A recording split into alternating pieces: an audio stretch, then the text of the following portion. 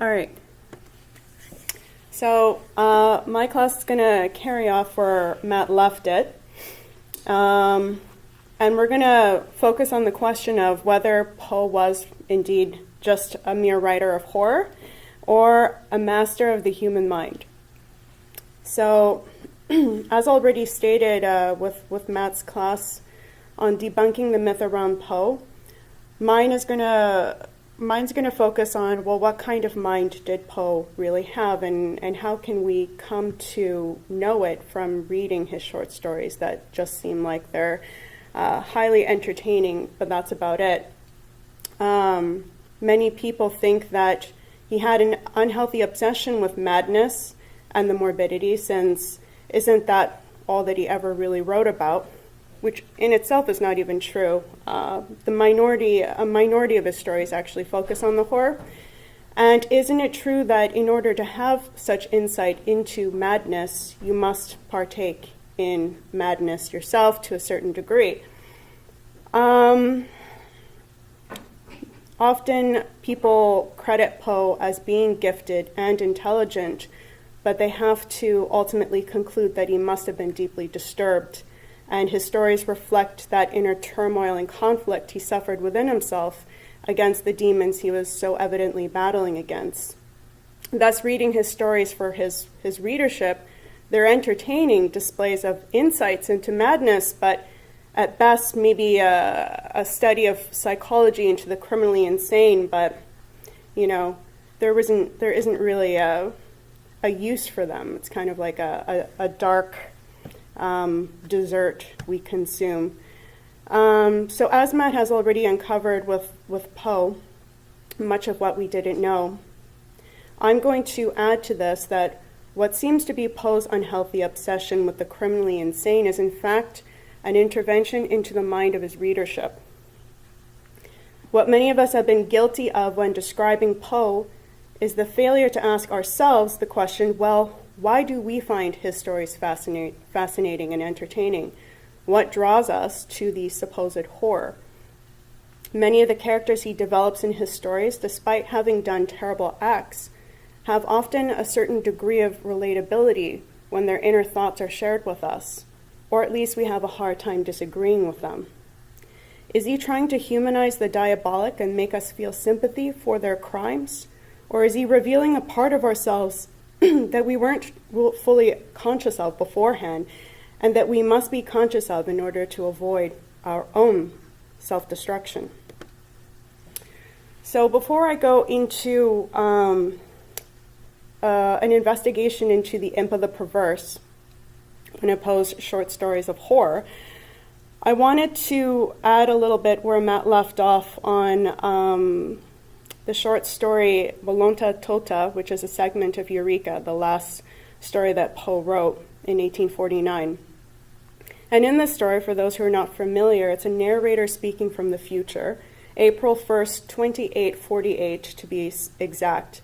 And the narrator is basically writing a letter to a friend how history, basically the time of Poe, compares with that of the future, or the present time of the narrator.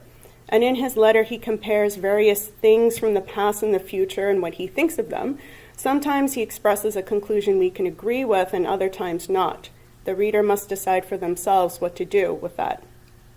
In one of the sections, which I want us to go over in detail, he brings up two methods of investigation, a priori, deductive thinking, and a posteriori, inductive thinking. So this is a segment.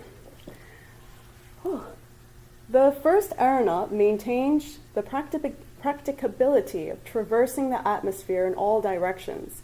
He was scarcely hearkened to at all by his contemporaries, who looked upon him as merely an ingenious sort of madman, because the philosophers of the day declared the thing impossible. So he's talking about how they can now in the future traverse in these hot air balloons of a type, and that the philosophers during the time thought it was impossible.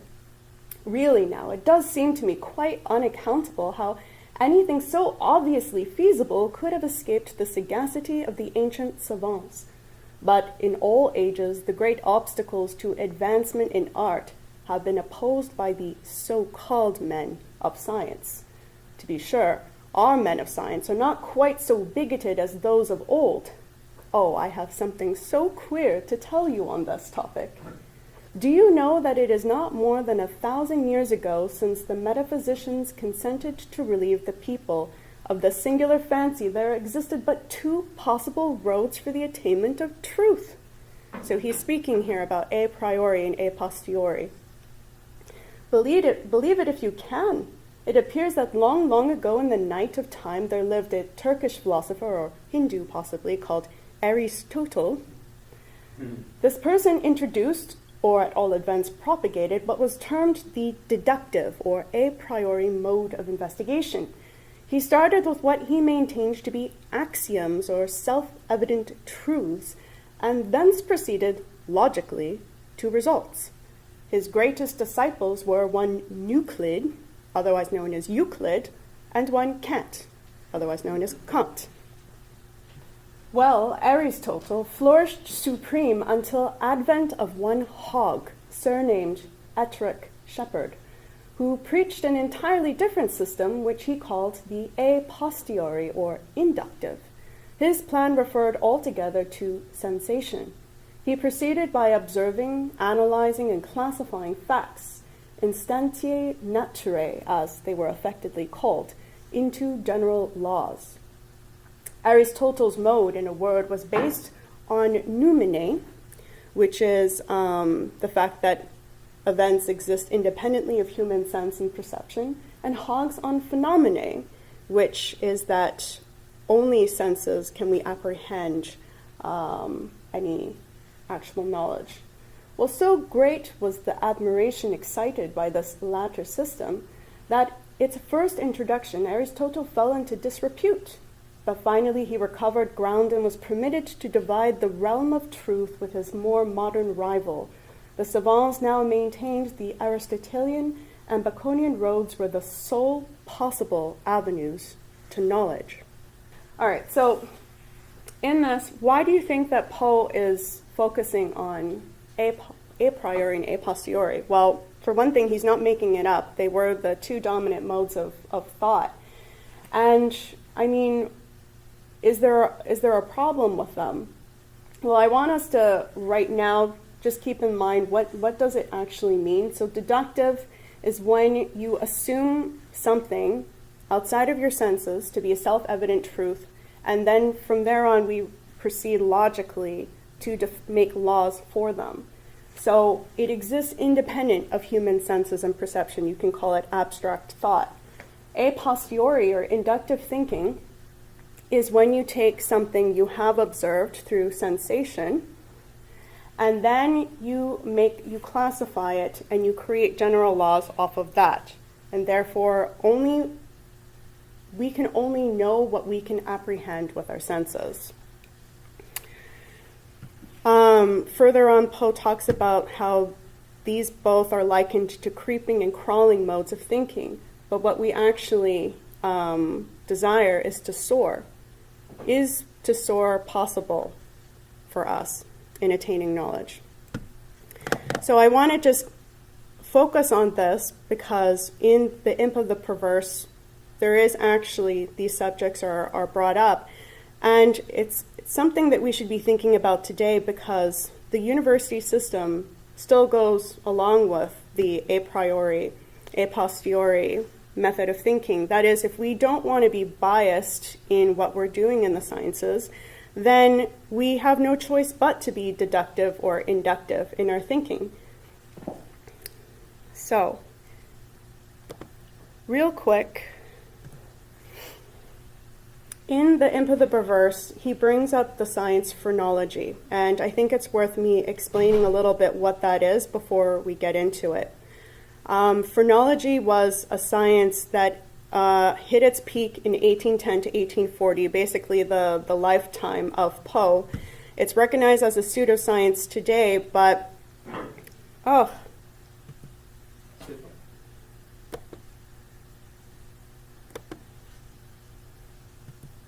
it's recognized as a pseudoscience today, but they basically had divided the human brain into what they called 27 organs, and these individual organs represented personality, psychological attributes. And by measuring the size of the skull, the areas that protruded were personality traits that you were dominant in, and then areas that were indented were personality traits that you were weak in. And one of the important things I want us to focus on in talking about this is that this was actually used in psychology, especially to identify the insane and the criminal. So this is actually something from a textbook on phrenology, and this is supposed to be the shape of a criminal. So you have 5 centers that they tend to focus on, and those what look like bald spots are actually how much it's protruding. So it was thought that the more it protruded, caused you could predict the degree of criminality that this person was going to have.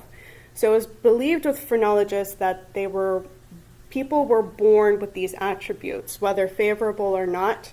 It was an innate quality, and phrenology was used not only in court cases to determine whether someone was guilty, was to determine how long their prison sentence should be, and also to determine whether there was a possibility of rehabilitation. So it was quite prominent, and it was still used in court cases into the 20th century, and even with Nazi eugenics. So the idea with phrenology was that you couldn't actually change a person's psychological attribute component. You could, if anything, kind of redirect it. So for someone who has a homicidal impulse, they're always going to have a homicidal impulse. You're never going to change that. So they maybe would like being, a butcher in society, because that way you get to chop up body parts and you might be able to fulfill that desire of cutting people up.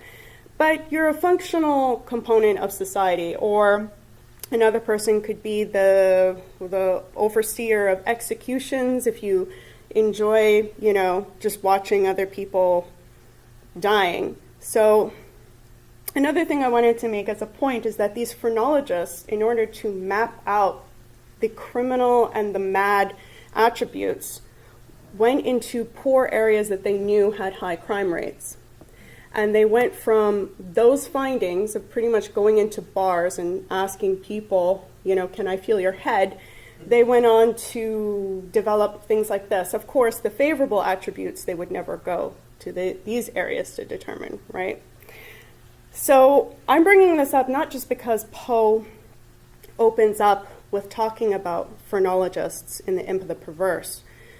We might easily disregard this as obviously absurd, and that we would never do this in modern day science. But the fact of the matter is that we do.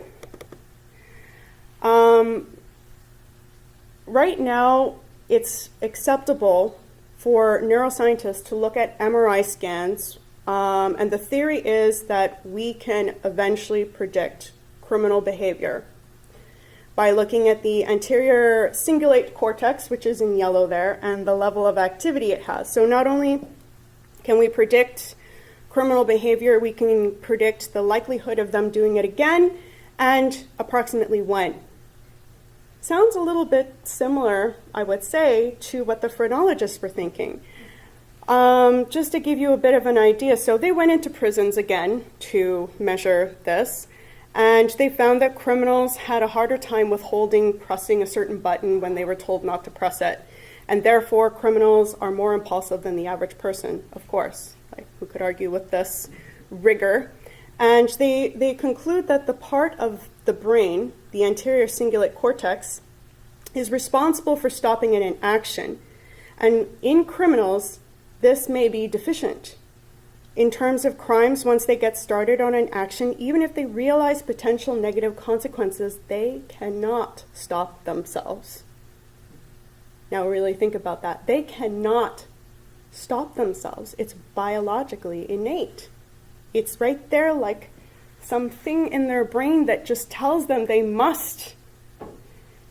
Well, we're going to further investigate whether that's true or not. Anyway, all right. So just to quickly go over the neuroscientists looking at MRI scans is not the only thing, but there's a lot of research in genetics that's also trying to find, genes that cause people to be more violent, to be criminal, even to be alcoholic, drug addiction, all sorts of things, right? And not that long ago in the 1960s and 70s, geneticists actually thought that they had found one of the karyotypes for the serial killer.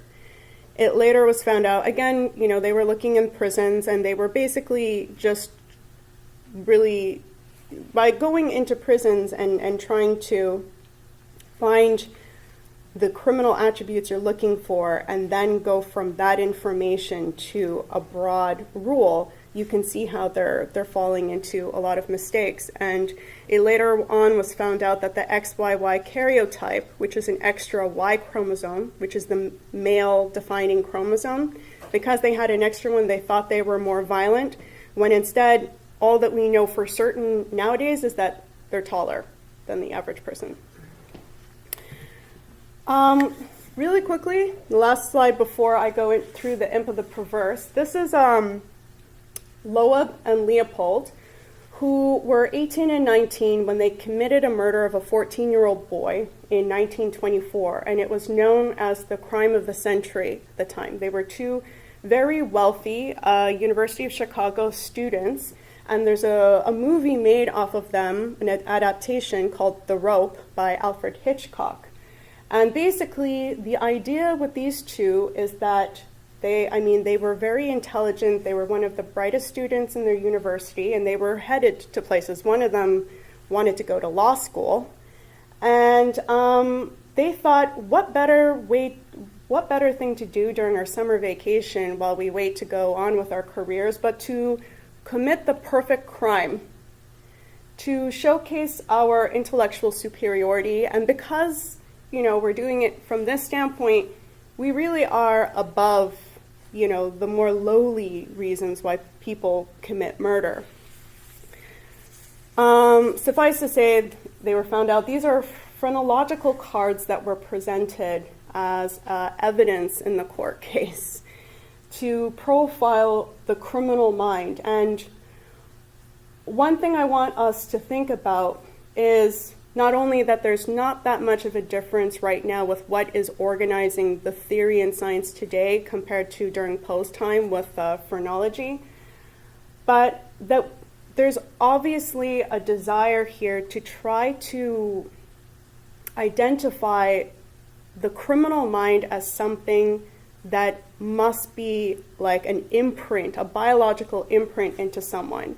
And therefore, some of us have it and some of us don't. And if we can just identify what that is, then we can be safe, or we can be assured, well, we're normal, right? Because what's more disturbing than people who commit crime for no apparent reason? It's obviously not normal, right? Well, I would say that Poe is addressing this phenomenon in his Imp of the Perverse. Okay, so the Imp of the Perverse. Who here has read it? Okay. For those who don't know what an imp is, its origins is from German folklore, and it's, you could say, kind of like a goblin, lesser demon, not really associated with like evil per se, but more a mischievous creature. And we'll just get right into it, okay? So this is the very beginning, and the narrator is going to focus on the question of, well, what is the root cause of impulsive compulsive behavior? Especially, in the direction of thinking about what causes us to do destructive things, criminal things. So he starts off, in the consideration of the faculties and impulses of the prima mobilia of the human soul, the phrenologists have failed to make room for a propensity, that is, an impulse, which, although obviously existing as a radical, primitive, irreducible sentiment, has been equally overlooked by all the moralists who have preceded them, a form of philosopher. In the pure arrogance of the reason, we have all overlooked it. We have suffered its existence to escape our senses solely through want of belief, of faith. It cannot be denied that phrenology and in great measure all metaphysicianism have been concocted a priori. The intellectual or logical man, rather than the understanding or observant man, set himself to imagine designs, to dictate purposes to God. Having thus fathomed to his satisfaction the intentions of Jehovah, out of these intentions he built his innumerable systems of mind. So he's already saying the phrenologists and the philosophers, the scientists and the philosophers, have imagined the design of God and then tried to apply it to what governs man. It would have been wiser, it would have been safer to classify, if classify we must, upon the basis of what man usually or occasionally did and was always occasionally doing, rather than upon the basis of what we took it for granted the deity intended him to do. If we cannot comprehend God in his visible works, how then in his inconceivable thoughts that call the works into being?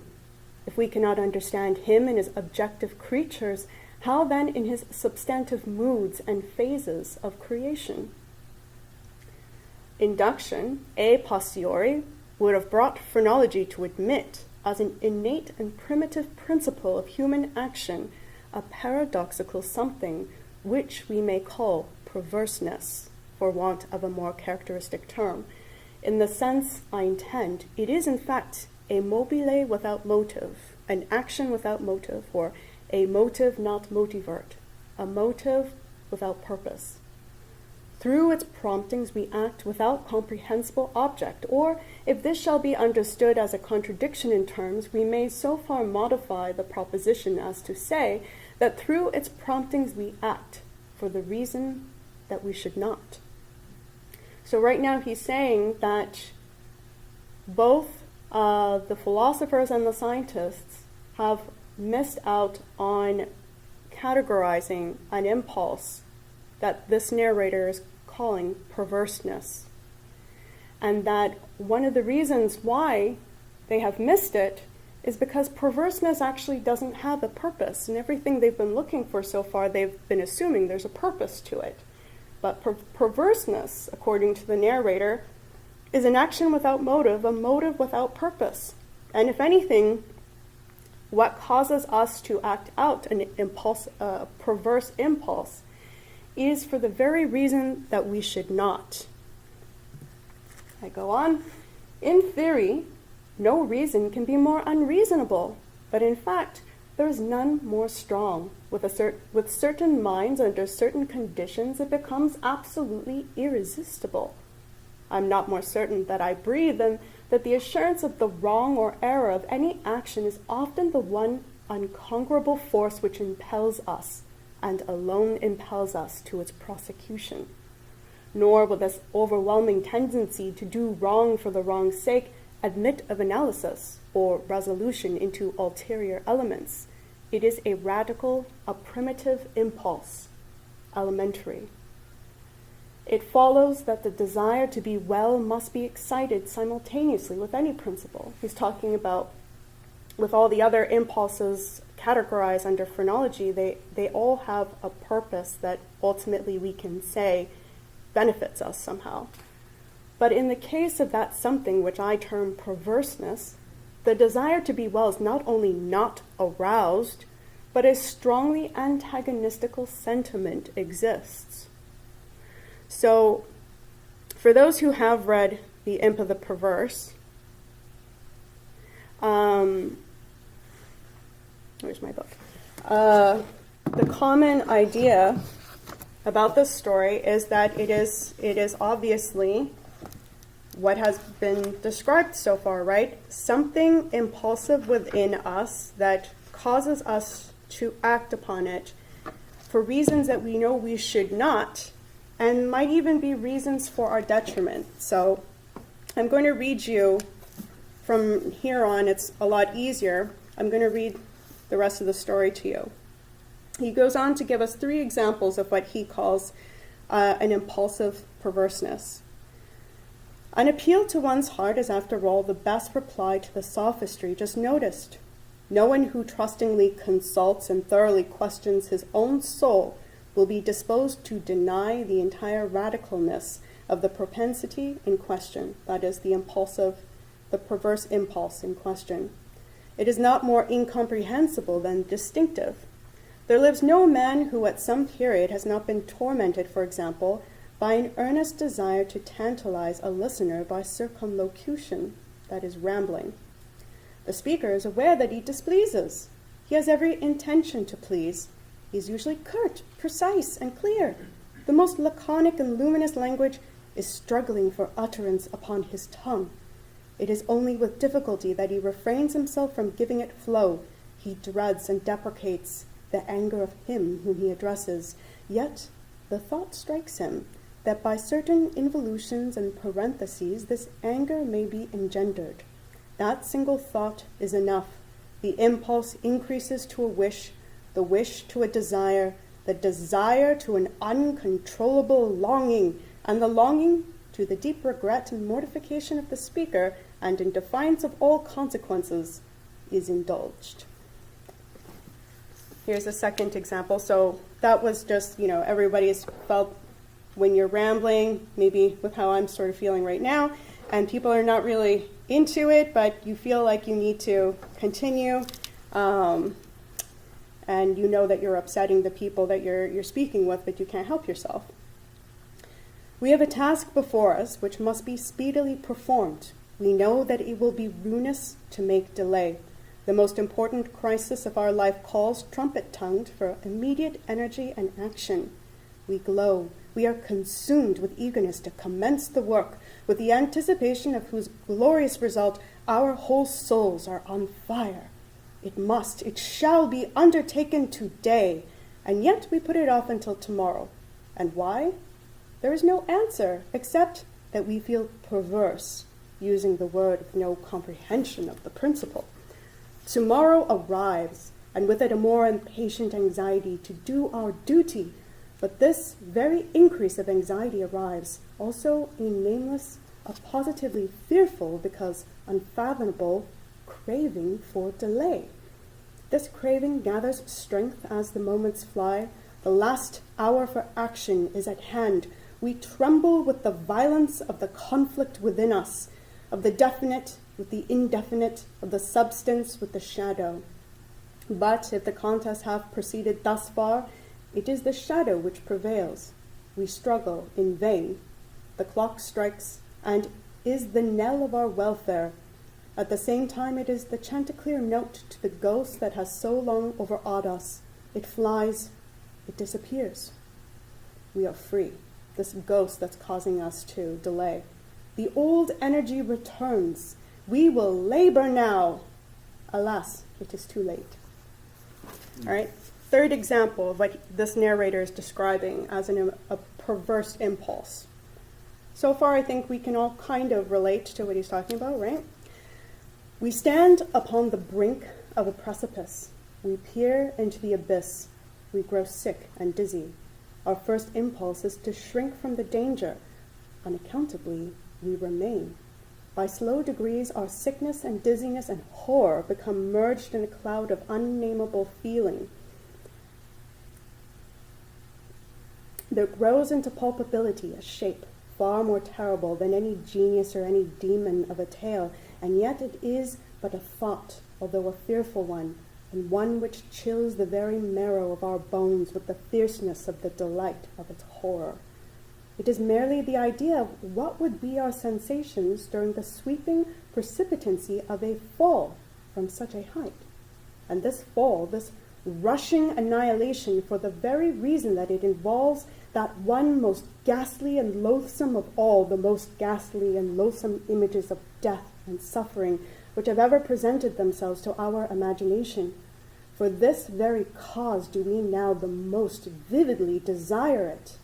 And because our reason violently deters us from the brink, therefore do we the most impetuously approach it.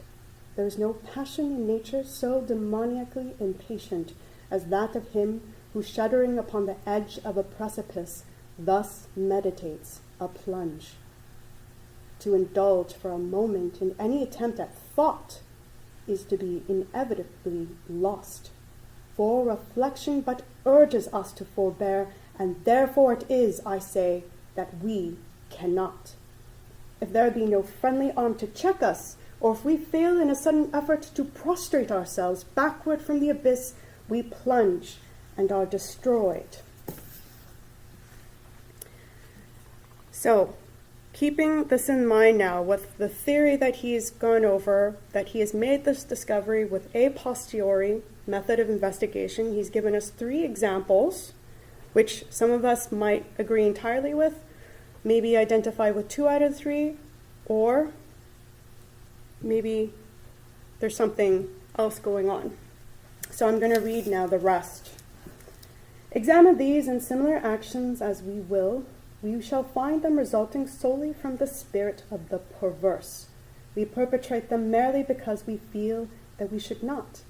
Beyond or behind this there is no intelligible principle. I have said this much, that in some measure I may answer your question, that is, the question of what is the root of impulsive behavior. I may answer your question, that I may explain to you why I am here, that I may assign to you something that shall have at least the faint aspect of a cause of my wearing these chains, and for my tenanting this prison cell of the condemned. Had I not been thus prolix, you might have either have misunderstood me altogether, or with the mob have fancied me mad. As it is, you will easily perceive that I am one of the many uncounted victims of the imp of the perverse. It is impossible that any deed could have been wrought with a more thorough deliberation. For weeks, for months, I pondered upon the means of the murder. I rejected 1,000 schemes because their accomplishment involved a chance of detection. At length, in reading some French memoirs, I found an account of a nearly fatal illness that occurred to Madame Pilot through the agency of a candle accidentally poisoned. The idea struck my fancy at once. I knew my victim's habit of reading in bed. I knew, too, that his apartment was narrow and ill-ventilated. But I need not vex you with impertinent details. I need not describe the easy artifices by which I substituted in his bedroom candlestand a wax light of my own making for the one which I there found. The next morning he was discovered dead in his bed, and the coroner's verdict was, death by the visitation of God. Having inherited his estate, all went well with me for years. The idea of detection never once entered my brain.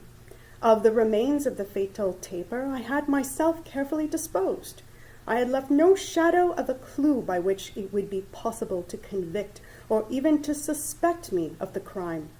It is inconceivable how rich a sentiment of satisfaction arose in my bosom as I reflected upon my absolute security. For a very long period of time I was accustomed to revel in this sentiment. It afforded me more delight than all the mere worldly advantages accruing from my sin. But there arrived at length an epoch from which the pleasurable feeling grew by scarcely perceptible gradations into a haunting and harassing thought. It harassed because it haunted. I could scarcely get rid of it for an instant. In this manner, at last, I would perpetually catch myself pondering upon my security and repeating in a low undertone the phrase, I am safe. One day, whilst sauntering along the streets, I arrested myself in the act of murmuring half aloud these customary syllables. In a fit of petulance, I remodeled them thus, I am safe. I am safe, yes, if I be not fool enough to make open confession. No sooner had I spoken these words than I felt an icy chill creep to my heart. I had had some experience in these fits of perversity, whose nature I have been at some trouble to explain, and I remembered well that in no instance I had successfully resisted their attacks. And now my own casual self-suggestion that I might possibly be fool enough to confess the murder of which I had been guilty confronted me as if the very ghost of him whom I had murdered and beckoned me on to death. At first, I made an effort to shake off this nightmare of the soul. I walked vigorously, faster, still faster. At length, I ran. I felt a maddening desire to shriek aloud.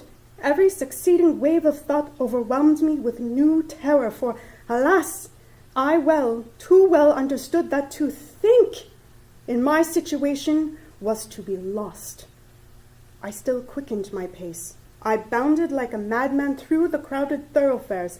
At length, the populace took the alarm and pursued me. I felt then the consummation of my fate. Could I have torn out my tongue, I would have done it. But a rough voice resounded in my ears. A rougher grasp seized me by the shoulder. I turned. I gasped for breath. For a moment, I experienced all the pangs of suffocation. I became blind and deaf and giddy. And then some invisible fiend, I thought, struck me with his broad palm upon the back. The long imprisoned secret burst forth from my soul.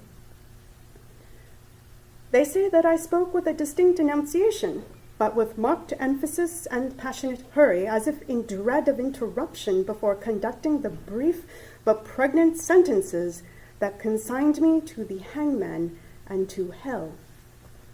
Having related all that was necessary for the fullest judicial conviction, I fell prostrate in a swoon. He fainted. But why shall I say more? Today I wear these chains, and I am here. Tomorrow I shall be chainless, but where?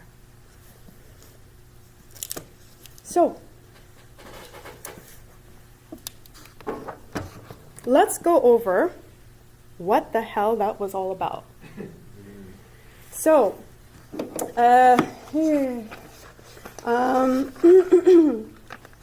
think that it's very fitting, especially since this opens up with the question of a priori, a posteriori thinking, and that's not a coincidence. And I would argue, too, that every short story that Poe has ever written focuses on this. What is a proper method of investigation to determine what is the truth, really? And because of his character, Inspector Dupin, which is really the only character that has shown us an effective way of thinking, I think that we should kind of embody the character of Inspector Dupin in now reviewing what is this piece that Poe has just concocted. All right, so there are the clues. There are certain things that this narrator says that give us clues to not necessarily that he has committed murder, but that there is something unsound in this person's mind. So the first is, it begins with, near the very beginning, he says, in the pure arrogance of the reason, we have overlooked it. We have suffered its existence to escape our senses solely through want of belief, of faith.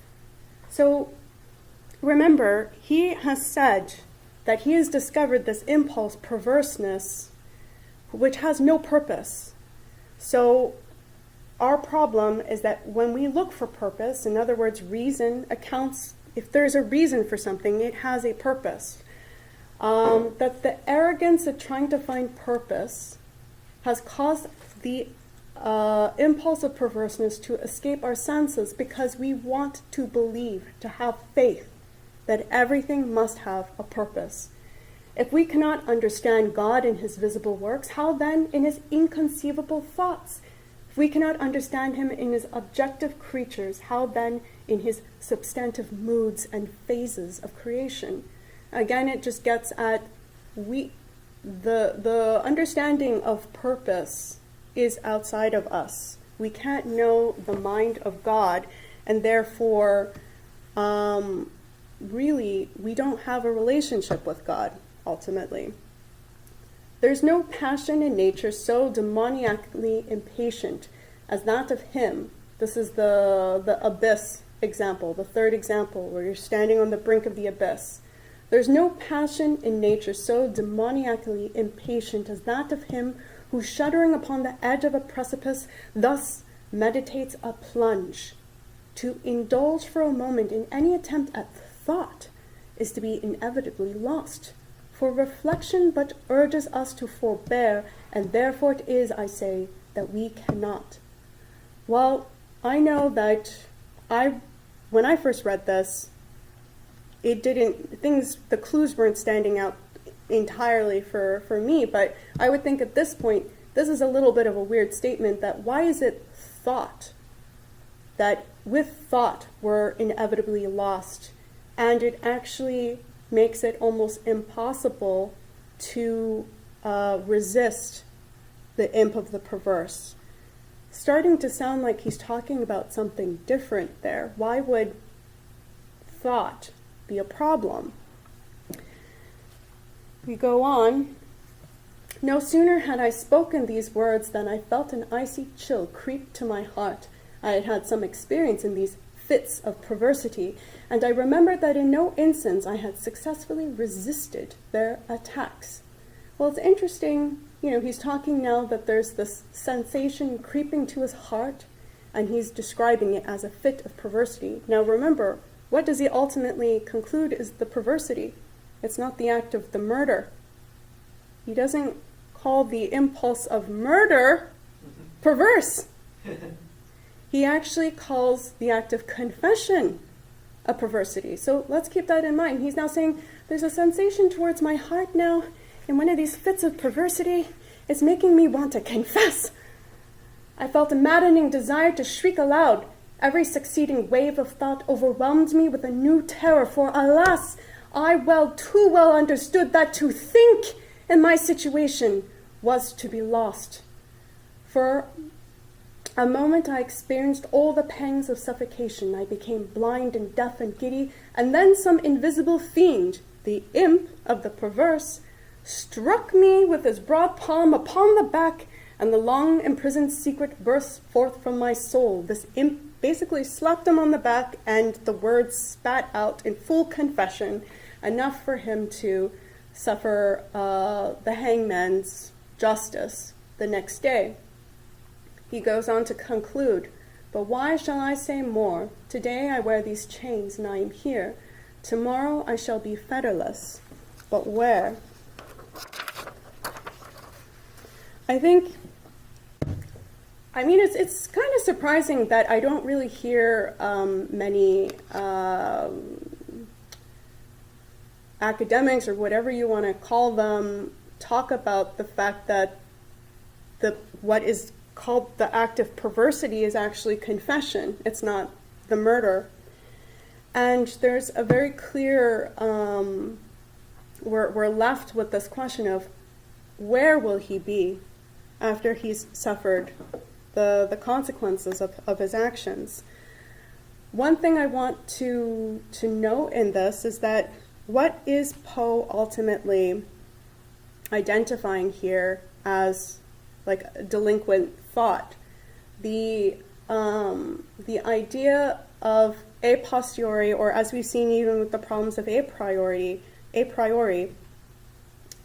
are you really going to get at the thought of conscience, which is basically what he's saying here, is that it was his conscience that caused him to confess. Is that really something perverse? Mm-hmm. And he was avoiding basically a dialogue with his conscience up until the very last point where he just kind of sputtered out the words. He said himself, I've never been able to resist one of their attacks before, an attack of the conscience. I think that kind of turns the whole story upside down. Is this really now a morbid fascination of horror? Or is it a reminder of what happens to someone as they go down a method of thinking that detaches them with their conscience to such a point that you think your conscience is an entity wholly outside of yourself? In The Telltale Heart, he goes through this as well. I don't know if more of you are familiar with that story, where the killer, he kills this old man, again, for not really any good reason. His eye was staring at him funny, and he buries him in the floorboards. The police come to the house because the neighbors have heard some commotion, and he's totally confident. There's no trace. They're not going to know anything. I'll even have them sit right here where the old man is buried, underneath the floorboards, because I'm that confident. And as he's having a conversation with the policeman, he starts to hear a heart pounding, and it gets louder and louder. But the policemen are acting like they don't hear anything going on. And he's like, they're making a fool out of this. They making a fool out of me. They hear the heart. They hear the heart of the old man. And then at one point he loses it, and he says, "There is where he is," and he starts ripping up the floorboards, and they see this corpse, and the cops are like, "What the fuck?" And what was the sound of the heart the whole time? That at first sounded like it was muffled with cotton balls. It was his own. It was his own heart that was starting to pound louder and louder and remind him that he just did something terrible. But even though he, conscience gets you at the end, sort of like the Erinyes, the Furies in Greek mythology, if you refuse to have a relationship, to prevent the act, they will eventually come for you after the act. In William Wilson, which is another really good example, Poe takes you through the life of a schoolboy who one day at school, this kid shows up that looks kind of like him, same age, same name, same birth date, but he's always, antagonizing him, always opposing him, always calling out when he's cheating or when he's being dishonest or anything bad that he's doing. This kid is always calling him out on it, but nobody else seems to pay attention to this kid. And he's growing up, and he hates this kid. He runs away from that school. He goes to another school. This kid comes one night, almost like a ghost, to remind him of what he's doing is wrong. And then one day as an adult, as he's in one of these kind of Venice masked parties, and he's about to have his way with some guy's wife, that guy shows up again, and he's like, "That's it, I challenge you to a duel." So they fight, he stabs him, he kills him, and he looks in the mirror, and he's full of blood. And there's a sort of voice, you can say, in his head that said, "You wanted to live without me, but then you must suffer your own destruction." It was his conscience. So what's interesting in all these three stories is that the person got to a point where they could not only not recognize their conscience, they thought their conscience was an external entity to them, but not only that, they thought the entity was for their destruction, when actually it was for their salvation, but they were running away from it the whole time. So, what do I want to really end on? I think that with the tragedy that Matt went over in terms of universal history, and the fact that we also have our individual tragedies. A tragedy is when there was a way to prevent it from occurring. Those are the worst tragedies. And Poe is trying to get us to investigate something in the psyche of individuals and society that is causing them to miss the point, is causing them to miss conscience, not just in an individual's life, but in a society's life. You can't have these types of tragedies, especially, you can say, with the wave of assassinations with JFK, Martin Luther King, Malcolm X, Bobby Kennedy. What happened there? So there are real consequences to people having not just the a priori, a posteriori thinking, which causes you to miss truth staring at you in the face the whole time, but it also will not prevent the tragedy that you're heading towards. And I'd say that I would end it there.